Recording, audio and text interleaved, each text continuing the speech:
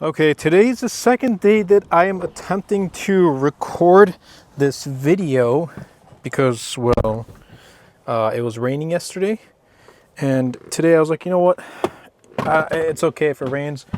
I got some groceries I need to take care of, so we're gonna record this video. But I wanna talk about my charging and battery experience of driving the 2024 Tesla Model 3, and let me know your thoughts about this specific camera. This is the iPhone 16 Pro. My past videos were mainly the iPhone 15 Pro Max, the iPhone 16 Pro. But again, like I said, I want to talk about my charging and battery experience of using this vehicle. It's actually getting pretty hot. Let's kind of... So I left this out. I didn't charge it for like 3 days, and it went from like 210 to 160. So yeah, you do lose quite a bit of range when you leave it out. But the main question that I always get is, do you worry about having battery range anxiety?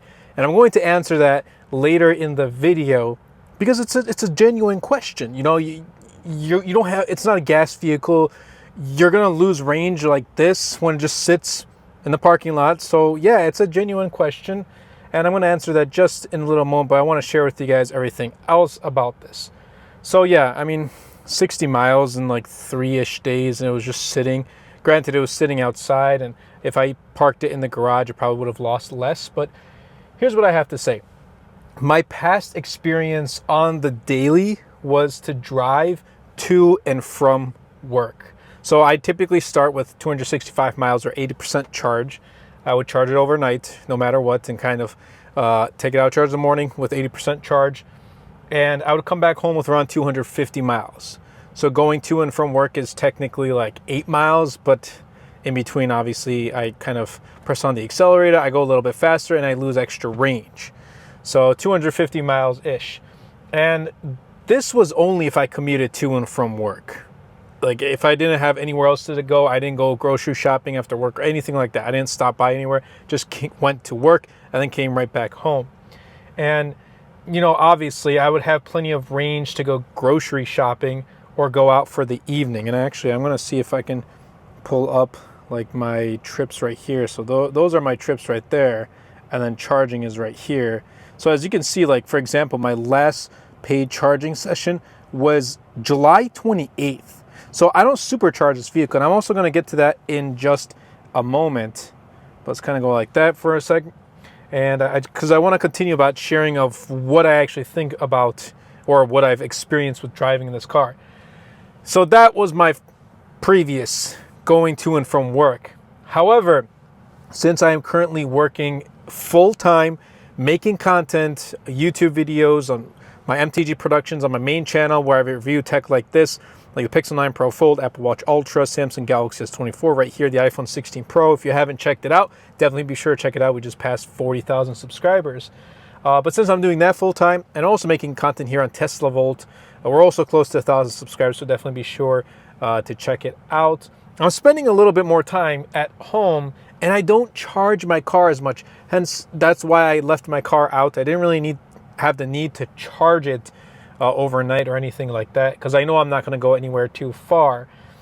So yeah, definitely be sure to check out Tesla Volts.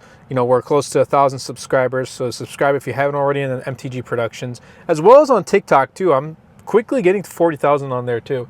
But here's what I have to say, and actually I'm just going to kind of put this in reverse real quick. So what I do have to say, this car is perfect for both suburbs and long road trips.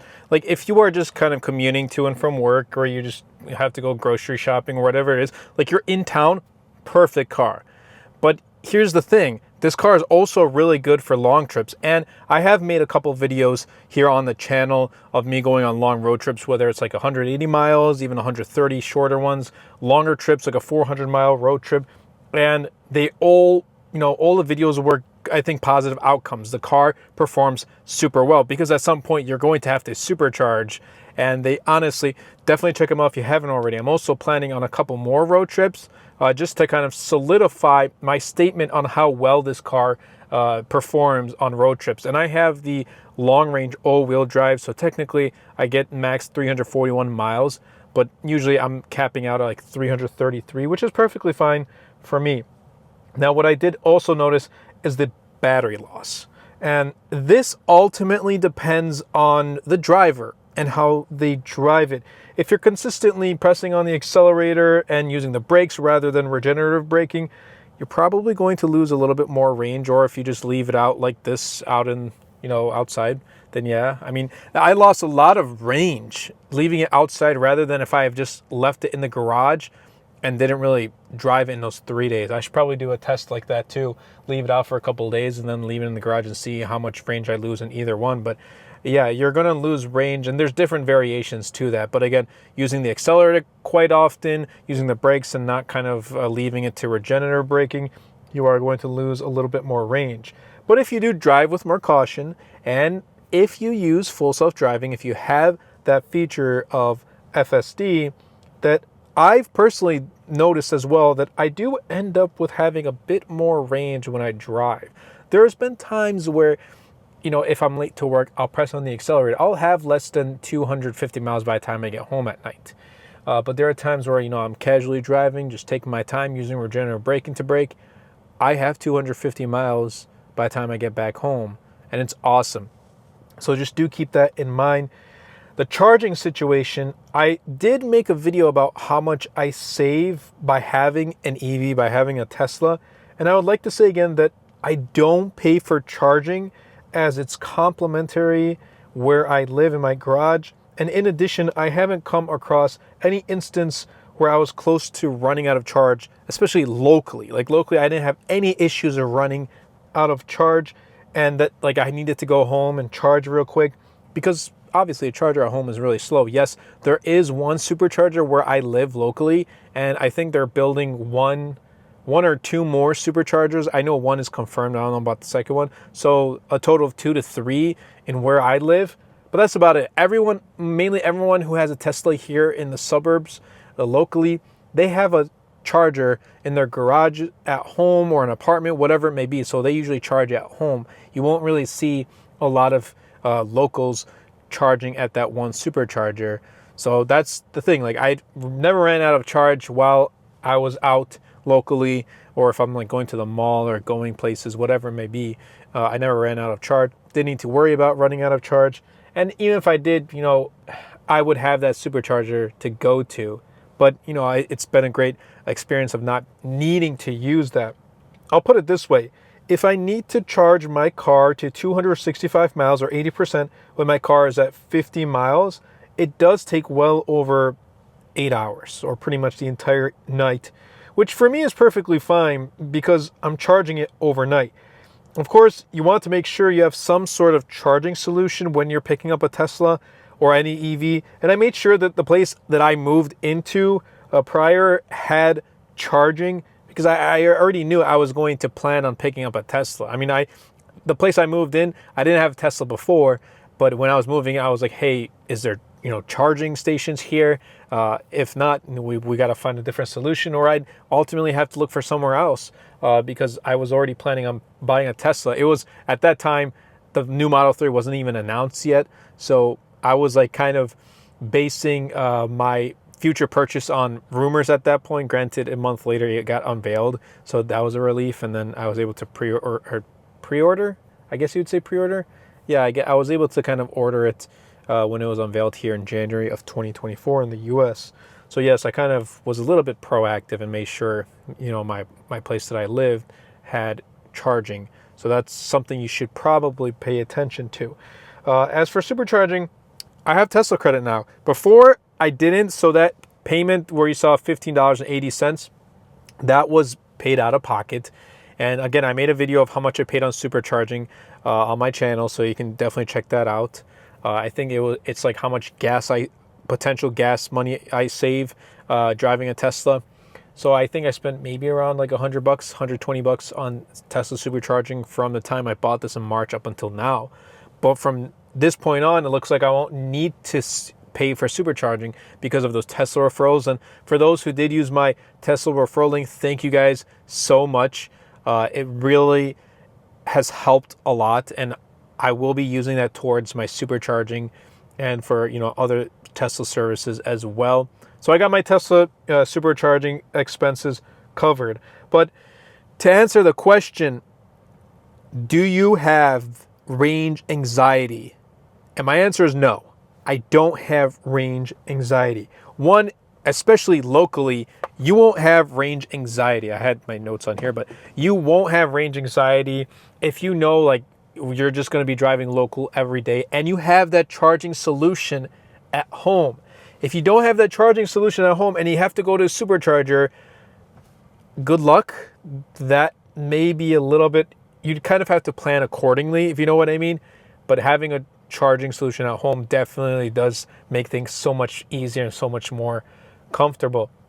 And even for long road trips, there's also that question too. Well, what if you run out of charge during long road trips? I never ran out of